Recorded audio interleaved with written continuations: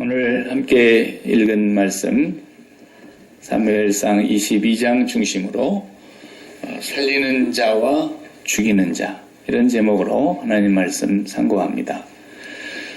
계속해서 21장에서부터 또 간단히 우리가 지난 주간에 보았던 말씀들 상기해 보면 사울 왕의 추격으로 다윗이 계속 도망가다가 피할 곳이 없어서 남쪽으로 가다가 아이도베의 아들 아히멜렉이라고 하는 제사장의 성읍에 도착해서 너무 배고프니까 제사장들이라도 먹을 수 있는 그 진설병을 한 5개 얻었단 말이죠. 그리고 칼을 달라 그랬더니 골리앗의 칼을 내주는데 이보다 좋은 칼이 어디 있겠냐 그러면서 칼을 쥐고 블레셋 땅 가드의 아기스 왕의 영토로 피신해 갔다가 까딱했으면 죽을 뻔했습니다. 자기 정체가 탄로나서 저 옛날에 저 다윗은 만만이요 할 때 그 사람 아닙니까 말이지. 금방 알아보니까 그만 얼른 미친 척해서 피난 다시 도망 나왔다 그랬어요. 그때 쓴 시편이 34편이라 그랬잖아요. 오늘 또 이제 오늘 22장과 연결되는 시편이 또 한 장이 있습니다. 이따 우리가 보겠지만 다윗은 이런 그 기막힌 삶을 살면서 시편을 쓸 때마다 그냥 가만히 앉아가지고 그렇게 시인이 된 게 아니에요. 험악한 세월을 살면서 거기에서 진국이 나온 겁니다. 그 시 한 구절 한 구절을 그 사람의 삶으로 들어가서 보면 정말 시편과 같은 기도가 없고요. 시편은 우리의 삶을 너무나 정확하게 다 살펴보게 만드는 그런 아주 진국이에요, 시편이. 예. 오늘 22장에서는 크게 2가지 사건이 나오는데, 하나는 이제 거기서 도망 나와가지고 뭐 숨을 데가 어디 있겠어요? 굴로 또 들어갔습니다. 아둘람 굴로 숨어 들어갔다 그랬어요. 굴에 숨어 들어갔는데 그 소식을 아버지가 들었겠죠. 자기 자식이 지금 죽게 생겼는데 어디로 가 있는지 종적을 몰랐다가 아버지가 그 소식을 듣고 부모와 형제와 일가 친척과 다윗의 온 집이 다 다윗에게로 왔다 그랬어요. 뭐 그도 그럴 것이 우리 대개 보면 비겁한 사람들 그러잖아요. 범인 잡으려고 부인을 잡아간다든지 자식을 인질로 잡아간다든지 그래가지고 다윗이 기어 나오게 만들 거 아니겠습니까? 사울이 잡으려고 하면은 그런 방법을 쓸 것을 뻔하게 아니까 우리도 여기서 안전히 있을 수가 없겠다. 다윗에게로 아예 가자. 그랬던 거 봐요. 그 온 집이 다 다윗에게로 몰려왔다는 거예요. 근데 그 사람들만 온 게 아니고 오늘 1절에 보니까 어떤 사람들이 왔다 그랬어요. 2절에는 한 400여 명이 몰려왔다 그랬어요. 환난당한 자, 빚진 자, 마음이 원통한 자. 셋으로 나눴습니다. 환난당한 자, 빚진 자, 마음이 원통한 자. 이 사람들이 다윗에게로 몰려와서 우리를 받아주시기 바랍니다. 당신과 함께 하겠습니다. 이러는 거예요, 지금. 자기 한 사람 배도 채우지 못할 정도로 지금 얻어먹어야 되는 상황인데, 이 400명을 받아들이고 나면 어떻게 되겠습니까? 400명만 왔겠어요?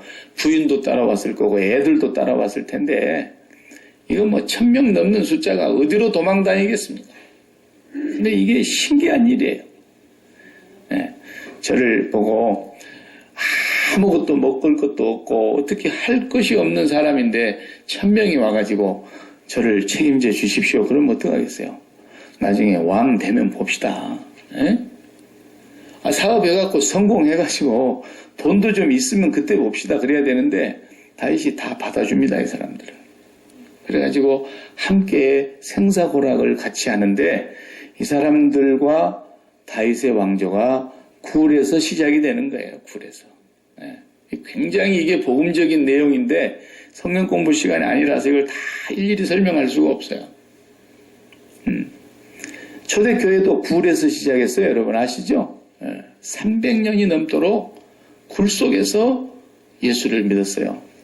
성지순례를 다녀오신 분들은 터키를 가시게 되는데 터키에 가면은 그 굴이 다 지금도 그대로 보존되어 있어서 그 초대교회 성도들이 땅속으로 들어가 가지고 300년을 넘도록 땅에서 살다가 거기서 죽어서 거기서 묻혔단 말이에요. 그걸 우리가 카타콤이라고 그러지 않습니까? 카타콤. 그 무덤이에요, 무덤 말하자면 일종의. 그러니까 이 아둘람 굴도 굴이라는 역할이 두 가지 역할이거든요. 피난처요, 은신처요. 그 다음에 히브리 사람들은 장례식을 굴에 갖다가 묻어요. 이렇게 굴을 파고 동굴 안에다가 시신을 넣어두고 그 다음에 다도두잖아요. 오랜 세월이 지나면 그 탈골이 된단 말이죠. 뼈만 남고 살은 다 다시 흙이 돼버렸어요. 그러면 그 뼈만 전부 다시 추스려가지고 뼈를 모아놓은 장소에다가 뼈만 쌓아놔요, 이렇게. 그걸 성경에서 뭐라고 표현하냐면 그 조상에게로 돌아갔고 이렇게 나오는 거예요. 그렇게 해서 조상들의 뼈 위에 또 그 후손의 뼈를 얹고 그 후손의 뼈를 얹고 굴 속에다가. 그러니까 거기가 피난처고 거기가 무덤인데 거기에서 다윗의 왕조가 환난당한 사람들, 마음에 원통한 사람들, 빚진 사람들, 이 세상에선 루저들 아닙니까? 루저들. 도저히 이 세상에 발붙일 데가 없는 사람들이에요. 이 세상 어느 한 곳도 의지할 데가 없는 사람들이 다윗의 왕조의 건설자가 되는 거죠. 그러니까 다윗의 나라는 예수 그리스도의 나라의 모형이지 않습니까? 하나님의 나라도 그렇게 시작했어요. 헤롯의 궁궐에서 시작한 것이 아니에요. 베들레헴 마구간에서 출생하신 예수님께서 세우신 하나님의 나라, 그 나라는 갈릴리에서 이름도 없었던 그런 무명의 어부들, 세리들, 죄인이라고 명이 붙은 창녀들, 이런 사람들이 예수님 주변에서 하나님의 나라의 백성으로 먼저 뛰어들었던 거예요. 그러니까 성경에 보면은 바울이 고린도전서 1장을 쓸 때에 그 1장의 고백에서 하나님의 나라의 신분과 그 나라의 성격을 얘기를 하지 않습니까? 거기에 뭐라고 표현되어 있느냐면요. 형제들아, 고린도전서 1장 26절, 형제들아 너희를 부르심을 보라. 육체를 따라 지혜로운 자가 많지 아니하며 능한 자가 많지 아니하며 문벌 좋은 자가 많지 아니하도다. 그러나 하나님께서 세상에 미련한 것들을 택하사 지혜 있는 자들을 부끄럽게 하려 하시고 세상에 약한 것들을 택하사 강한 것들을 부끄럽게 하려 하시며 하나님께서 세상에 천한 것들과 멸시받는 것들과 없는 것들을 택하사 있는 것들을 폐하려 하시나니 그랬어요. 하나님의 나라의 백성들의 모습은 환난당하고 원통하고 빚진 자들, 세상에서는 어디 가서도 대접받지 못하는 사람들, 이런 사람들이었는데 다윗의 왕조를 건설하는 그 사람들이 됐던 것처럼 하나님의 나라도 마찬가지예요. 히브리서를 읽어보면은 히브리서 11장을 우리가 믿음장이라 그러지 않습니까? 그 히브리서 11장 저 후반부에 가서 37절쯤 가서 보면은 어떻게 따르세요? 그 사람들이 양과 염소의 털옷을 입고 그러니까 밍크 입었는 줄 알지만은 그때는 그게 그냥 재산 전부예요. 그래 양털 하나로 옷 덮고 몸 가리고 유리 방황하며 그랬잖아요. 굴과 토굴과 아멸 속에 유리 방황하였느니라. 그 초대교회 성도들이 이렇게 굴로 전전하면서 거기를 은신처로 삼고 피난처로 삼고 거기서 죽었어요.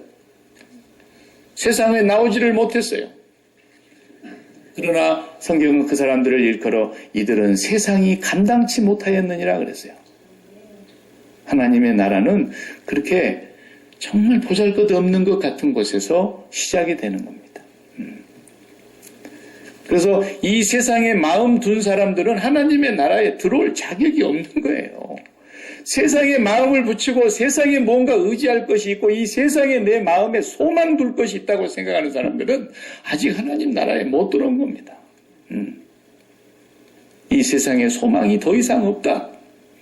이 세상에 내 마음을 붙이고 내 머리를 기댈 곳이라는 건 없다. 이런 사람들만 주님을 따랐던 거예요. 그러니까 서기관이 주님을 따르는데 선생님 저가 따르겠습니다. 어디로 가든지 선생님 모시겠습니다. 자기가 이제 훌륭한 서기관 중에서도 이렇게 훌륭한 교수를 처음 봤는데 이 산상보훈을 다 듣고 나서 제가 이제 가방 못지 하겠습니다. 이런 얘기 아니겠어요? 그러면 뭐 이 예수님 가방 못지 하면 그건 철가방이거든. 그러니까 야 여우도 굴이 있고 공중에 나는 새도 깃들일 곳이 있는데 나는 야 머리 둘 곳이 없어. 네가 나 따라와가지고 뭐 정말 좋은 교수 자리 하나 나올 걸로 생각하느냐? 나 따라와가지고 아주 그냥 철가방 같은 그런 밥통 하나 가질 줄 아느냐? 나는 머리 기댈 곳도 없다. 주님은 그렇게 냉정하게 얘기하시는 거예요. 뭔가 이 세상에서 자기가 의지할 곳이 있고 마음을 붙들어서 정말 매일 곳이 있다고 생각하는 사람, 아직 주님을 따르지 않는 사람이라는 것을 오늘 다윗이 이 도액의 사건을 통해서 처절한 시편을 또 하나를 쓰는데요. 52편에서 그걸 고백하고 있는 거예요. 두 번째 사건이 그 사건 아닙니까? 사울이 막 온갖 거짓말을 하고 사울이 야 우리 아들하고 다윗하고 맹약을 해가지고 언제 나를 칠지를 모르는데 그것을 너희들은 다 알면서도 나한테 와서 얘기해 주는 사람이 한 명도 없구나. 이럴 수가 있느냐?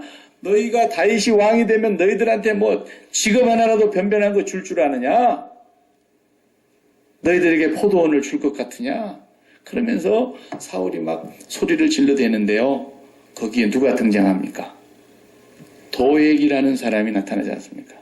지난 장 21장에서 나왔던 이 도액이 하나님께 묻고 진설병을 다윗에게 내주고 골리앗의 칼을 내주고 있었을 때 커튼 뒤에 숨어서 가만히 보고 있었던 사람이 도액이라는 사람이에요. 옳거니 나한테 걸렸다 너 이제. 에? 너는 내 밥이다 이제. 사람이 악한 사람들은 꼭 이렇게 약점을 붙들어 가지고 결정적일 때 그걸 써먹습니다. 아무 때나 안 써먹어야 돼. 그렇죠? 그게 정치하는 사람들이 그러는 거예요. 다. 예. 검사들도요. 다 정치하는 사람들 죄 짓고 사는 거 다 알고 있어요. 다 끈앞을 있어가지고 무슨 죄 지었는지 다 알죠. 근데 결정적일 때 그걸 한 방을 놔야 꼬꾸라뜨리거든요. 아무 때나 써먹기는 너무 아까운 거야 이거. 골리앗에 칼을 내줬다? 이건 반역 중에 반역으로 써먹을 수 있는 것이고 원수에게 먹을 걸 내줬다? 예. 이것은 이제 원수를 살려서 나중에 정권을 찬탈하려고 하는 어떤 그런 반역죄에 뭐 100% 딱 걸린 거예요. 도액이 그걸 다 듣고 보고 있다가 사울이 오늘 와가지고 그렇게 막 한탄을 하는 소리를 해대니까 앞으로 쓱 나서가지고 제가 지난번에 다윗이 온 걸 봤고 아이두베 아들 아히멜렉이 빵도 주고 칼도 주고 그렇디다 이랬다고. 사람을 앞도 뒤도 다 말도 끊어버리고 딱 그 말만 하면요 전부 간첩 만들 수 있습니다. 전부 목사 같으면 이단을 만들 수 있고요. 그냥 사람 죽이기 쉽잖아요. 이 말 가지고. 그래서 사울은 늘 불안한 거예요. 그 불안의 심리가 성경에 어디서 나타나느냐 하면 오늘 우리 6절을 한번 봐보시겠어요? 22장 읽었는데 6절을 보면은 사울의 그 불안한 모습이 어떻게 나오는가 봐요. 사울이 다윗과 그와 함께 있는 사람들이 나타났다 함을 들으니라. 그때에 사울이 기브와 높은 곳에서 손에 뭘 들었다? 단창을 들었다. 그리고 어느 나무? 에셀나무 아래에 앉았고 모든 신하들은 호위병들은 그 곁에 서 있었어요. 사울이 손에 단창을 들었다는 거예요. 이건 뭔 얘기입니까? 불안하다는 거예요. 불안하다는 거예요. 여러분 권총을 몸에 지니고 다니십니까? 우리 성도들 가운데 한 명도 그런 사람 없죠? 네. 뭐 때문에 우리가 몸에 권총을 지니고 다녀요? 권총 지니고 다닌 사람들을 보세요. 두 종류뿐이에요. 한쪽은 그 권총을 가지고 남을 죽이려고 하는 사람. 한쪽은 경찰들이 차고 다니면서 그런 사람들에게서 시민을 보호하려고 하는 사람. 요거밖에 없어요. 전부 뭐 마약을 거래하고 못된 짓 하고 살인 강도짓 하고 하는 사람들 다 권총 차고 다니죠. 사울은 항상 불안하니까. 예수님 당시에 헤롯도 그러잖아요. 헤롯. 그 헤롯은 나중에 미치광이 병이 들어서 죽습니다. 그래서 자기 형제도 죽이고 자기 아내도 죽이고 자기 아들도 죽이고 막 그러잖아요. 아무도 못 믿는 거예요. 그냥 조그만 부스럭 소리가 나면 칼을 빼고 휘둘렀다는 거예요. 사울이 그러고 있는 겁니다. 앞에서도 보면은 다윗이 악기를 타고 있는데 그 얼마나 참 좋은 시간입니까? 자기 앞에서 이렇게 연주를 해주고 있는 그 다윗을 보는데 다윗이 연주하고 있을 때 모르게 창을 던져서 벽에다 박아버리려고 그랬다 했잖아요. 항상 사울은 손만 뻗으면 창이 손에 닿는 곳에 있었고 길을 나서면 항상 손에 창을 들고 다니는. 그래서 창이 뭐 하는 거예요? 죽이는 거예요. 일생을 그렇게 삽니다. 그리고 이제 그 참 오묘한 것이 그래 어떻게 죽느냐? 창 들고 에셀나무 아래서 이놈들아 너희들이 나를 반역하기냐? 이 베냐민 이 동족들 같은 집합끼리 이러기냐? 우리 다 한 집안인데 다윗이 그게 이세의 아들이 왕이 되면 너희들 먹을 것이라도 제대로 줄 줄 아느냐? 그러면서 어떻게 나에게 이렇게 반역하는 사람들이 나를 죽이려고 하는데 너희들은 모른 체 하고 있냐? 막 거짓말로 막 만들어내는 거예요. 언제 아들하고 다윗하고 공모해갖고 자기를 죽인다 그랬어요. 그것도 새빨간 거짓말이에요. 근데 일생에 창을 쥐고 에셀나무 아래서 자기를 지키려고 했더니 사울이 31장이 사무엘이 끝나는 장인데 31장 마지막 절을 한번 나중에 우리가 보겠습니다. 31장 13절을 읽어보게요. 제가 12절 읽을 테니까 마지막 절 여러분이 읽어주십시오. 모든 장사들이 일어나, 힘센 사람들이죠. 장사들이 일어나 밤새도록 달려가서 사울의 시체와 그의 아들들의 시체를, 아들 셋이었는데 다 죽었죠. 아들들의 시체를 벳산 성벽에서 내려가지고 야베스에 돌아가서 거기서 불사르고 다 같이 그의 뼈를 가져다가 야베스 에셀나무 아래 장사하고 7일 동안 금식하였더라. 오늘 22장에 자기가 서 있던 그 야베스 에셀나무 밑에 거기에 묻었어요. 평생의 칼창을 들고 에셀나무 아래서 사람을 죽이려고 하던 이 사울이 결국 그 창은 자기를 죽이는 창이 되고 결국 그 에셀나무 밑에 무덤으로 들어가게 됩니다. 예수님 말씀대로죠. 칼을 쓰는 자는 칼로 망한다. 칼을 의지한다는 거 아닙니까? 칼을 쓴다는 것은. 권총을 의지하는 사람 권총에 맞아 죽습니다. 돈을 의지하는 사람 돈 때문에 결국은 망합니다. 권력을 의지하고 불의에 의지하는 사람 반드시 거기에 의해서 죽습니다. 망합니다. 하나님의 말씀은 틀림없습니다. 다윗은 그걸 철저하게 믿었습니다. 시편 52편으로 우리가 넘어가서 오늘은 지난번에 34편 미친 채 하다가 도망가서 썼다 그랬는데 오늘은 52편으로 넘어가 보십시오. 다윗이 이렇게 했었어요. 짤막한 9절까지 있는 내용이니까 한번 우리가 같이 읽으면서 거기도 이제 표제어가 붙어 있어요. 인도자를 따라 부르는 노래. 그러면 이제 성가 지휘지 않은 사람이 지휘를 하는데 다 악기를 동원해서 다윗의 마스길, 다윗의 교훈이라 그런 뜻이에요. 마스길. 다윗의 교훈을 찬양으로 이렇게 부르는 거예요. 거기 보세요. 에돔 사람 도액이 사울에게 이르러 다윗이 아히멜렉의 집에 왔다고 그에게 말하던 때. 오늘 22장과 딱 맞아 떨어지는 거예요. 예. 이때에 그 사건이 어떤 사건이 벌어집니까? 끔찍한 사건 벌어지잖아요. 85명 아히멜렉에 사는 노비라고 하는 성읍의 제사장들이 성전에서 일하는 제사장들이 85명 그 사람들을 다 죽여버렸어요. 그 사람만 죽였습니까? 그 다음에 그 성읍으로 들어가서 성읍에 사는 모든 남녀노소 심지어는 어린아이까지 그리고 가축까지 다 죽였다 그랬어요. 완전히 광란의 살인 일어났어요. 완전히 미치광이의 살인이에요. 누가 그걸 했습니까? 사울이 아히멜렉의 얘기를 도액에게 고발을 바꿔서 그 옆에 있는 호위병들에게 저 제사장들을 죽여라. 85명을 불러다 놓고 다 세워놓고 죽여라 그러는데 아무도 하나님의 제사장을 죽이기를 꺼려하고 호위병들도 사울의 말을 안 들었어요.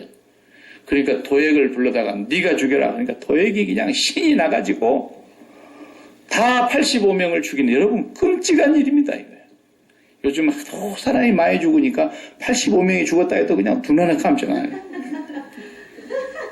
이게 얼마나 잔인한 일입니까?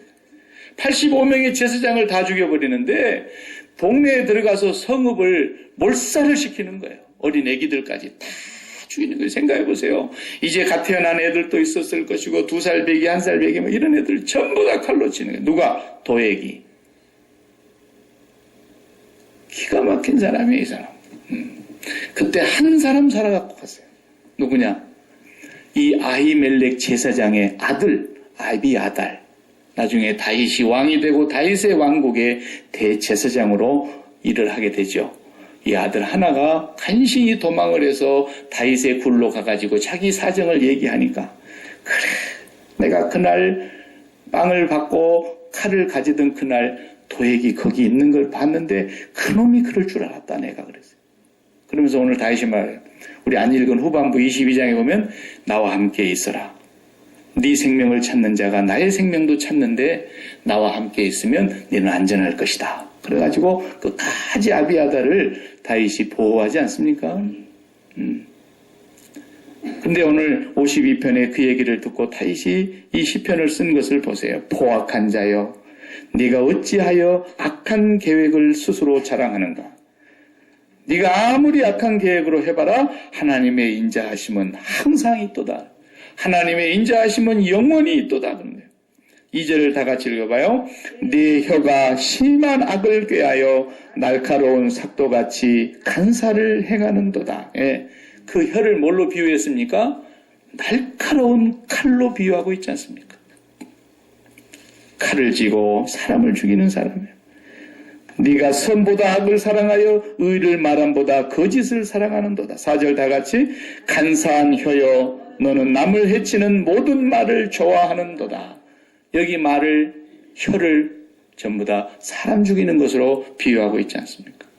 5절을 다 같이 그런즉 하나님이 영원히 너를 멸하시며 너를 붙잡아 내 장막에서 뽑아내며 살아있는 땅에서 내 뿌리를 빼시리로다.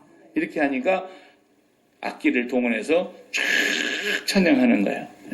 셀라라는 말은 의인이 보고 두려워하며 또 그를 비웃어 말하기를 뭐라고요? 도액을 향해서 뭐라고? 7절 이 사람은 하나님을 자기 힘으로 삼지 아니하고 오직 자기 재물을 풍부함을 의지하며 자기의 악으로 스스로 든든하게 하던 자라 하리로다. 도액을 평가하기를 이렇게 평가했다라는 거예요. 그러나 8절에 다윗이 또 고백합니다. 그러나 나는 하나님의 집에 있는 푸른 감람나무 같으며 하나님의 인자하심을 영원히 의지하리로다. 주께서 이를 행하셨으므로 내가 영원히 주께 감사하고 주의 이름이 선하심으로 주의 성도 앞에서 내가 주의 이름을 사모하리이다. 52편에 그래서 나온 시편이에요, 여러분. 네. 도액은 사울과 함께 더불어서 죽이는 자였어요. 그러나 우리가 앞에서 본 대로 다윗은 자기도 살기 힘들고 먹고 살기도 힘들고 자기 몸 하나도 의지하기 힘들고 자기 몸 하나도 지키기 어려운데 그 환난당한 자들, 빚진 자들, 마음이 원통한 자들, 여기 원통하다는 단어가요 단장이라는 뜻이에요. 직역하면 단장. 무슨 말이에요? 창자가 끊어진다. 그래서 우리나라도 옛날에 단장에 미알이 꼬개요. 철사줄로 투손 꽁꽁 묶인 채로 끌려가면서 뒤돌아보고 이럴 때 그때 그 단장에 창자가 끊어지는 내 남편이 내 자식이 끌려가는 그 모습을 보면서 창자가 끊어지는 아픔을 느꼈던 단장이라는 뜻입니다. 이게 마음이 원통하다는 단어가. 그러니까 세상을 살면서 이렇게 창자가 끊어지는 고통을 당하고 너무너무 말로 할 수 없는 환난을 당하고 날마다 한 수 밥 한 끼를 얻어먹지 않으면 살 수가 없는 그 빚진 자들이 아무 힘이 없는 자들이 다윗의 나라에 몰려오기 시작했다는 거예요. 하나님의 나라는 바로 그런 사람들을 통해서 시작이 됐고 초대교회도 그렇게 출발했고 지금도 그러는 거예요. 그래서 디모데전서 6장 12절에 보면은 무릇 경건하게 살고자 하는 자들은 어떤다 그랬어요? 핍박을 받으리라 그랬어요. 오늘 기독교가 핍박을 받지 않는 이유는 뭐겠어요? 경건하게 사는 사람들이 점점점 없어진다는 뜻입니다. 오늘 기독교가 거기서 더 한 걸음 나아가가지고 예수 믿고 잘 되려고 하는 이 기독교, 이건 완전히 십자가의 원수로 행하는 기독교고 기독교도 아닐 뿐더러 오히려 번영의 신학, 잘 되는 나, 뭐 더 잘 되는 나 이렇게 하면서 계속해서 이 세상에다가 마음을 두게 만드는 이런 기독교로 변질돼 가고 말았기 때문에 교회는 세상 속에서 아무런 힘이 없는 거예요. 초대교회는 오히려 굴로 피해 다니면서 그냥 짐승 털 가지고 하나 둘러쓰고 그것을 제산 삼아 이불 삼아 그것으로 온 광야와 토굴과 아멸로 유리방황을 하면서 살았지만 그들은 세상이 이기지 못한 사람들이었고 세상이 감당할 수 없는 사람들이었다고 성경은 그렇게 증거합니다. 지금도 예수를 믿고 이 세상에서 경건하게 살려고 하는 사람들은 반드시 세상의 미움을 받게 되어 있고요. 세상 사람들에게서 저건 미쳤어 이런 말 듣게 되어 있는 겁니다. 정상적으로 예수를 믿으면 반드시 미쳤단 말을 듣게 되어 있어요.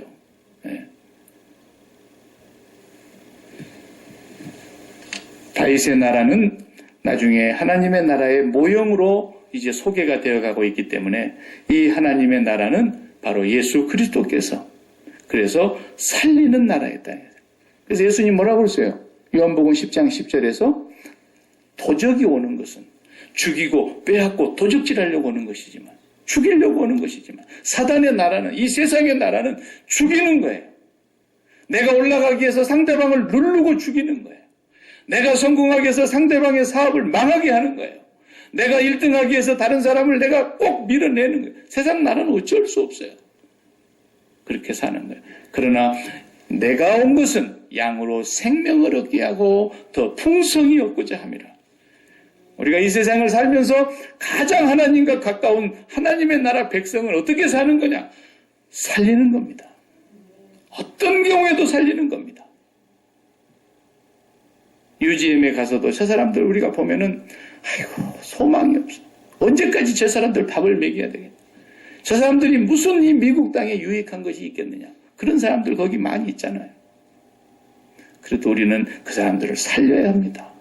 그리고 복음을 전해야 합니다. 그 중에 하나님의 나라에 참여할 자들이 있기 때문입니다. 우리는 도적놈이라도 살려야 합니다. 주님은 십자가에서 그렇게 말씀하셨습니다. 죄를 회개하고 이 세상에 더 이상 소망이 없으며 이 세상에 마음 둘 곳이 없으며 이 세상에 더 이상 의지할 것이 없고 오직 나의 소망은 하나님께 있도다. 하나님의 그 인자하심을 날마다 바라보면서 하나님의 품으로 돌아오는 사람은 누구든지 하나님께서 살리신다는 겁니다. 살리신다. 교회는 이런 긍휼이 흐르는 곳이고 살리는 곳이어야 된다. 이것을 우리 모두가 깊이 기억하시면서 저와 여러분은 하나님의 나라의 백성입니다. 우리는 서로가 서로를 살려야 하고 이웃을 살려야 하고 이 사회를 살려야 될 사람들입니다. 반면에 사울은 단창을 들고 남을 죽이려고 하는 사람입니다. 도액은 그 간사한 혀로 마치 날카롭고 예리한 면도칼 같은 그 혓바닥으로 엄청난 사람을 죽이게 됩니다.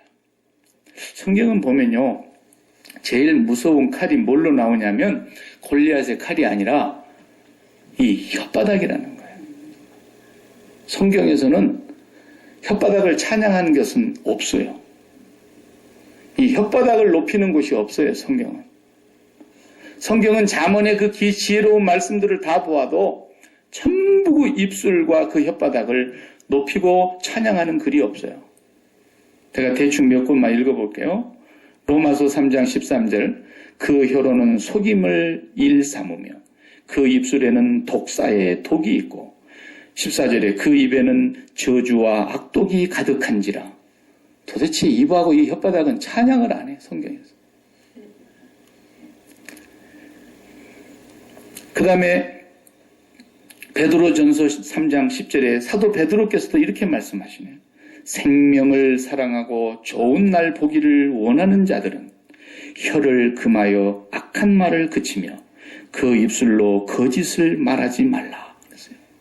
하나님 나라 백성들은 생명을 사랑하는 사람들인데 그 입술로 거짓말하지 마라. 그 입술로 악한 말을 하지 마라. 그랬어요. 이런 사람이 좋은 날을 보게 될 것이다.